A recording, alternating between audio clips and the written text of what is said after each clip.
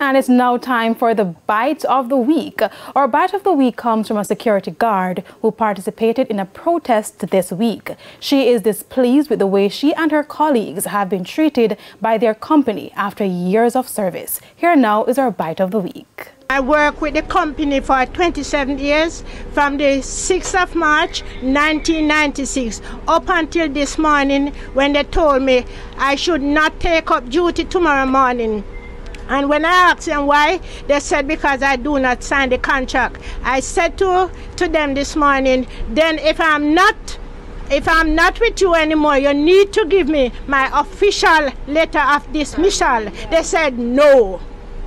That's what they said. They said no, and I don't think that is right. Look at my ear. I am gray. I am 64-year-old. Next year, I'm 65. And when next year come, what you think they're gonna do with me? Send me home on my yard. Them is a wicked set. We don't deserve this. Bite of the Week.